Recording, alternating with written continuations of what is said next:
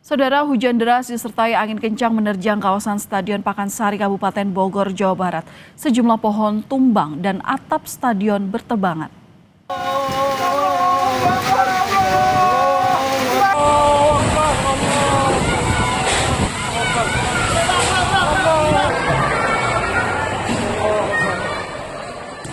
Kencangnya angin membuat warga di sekitar stadion panik berhamburan mencari tempat berlindung pada Kamis siang.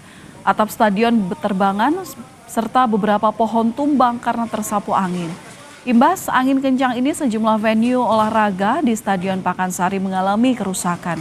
Petugas gabungan bergegas memindahkan batang pohon yang menutup jalan.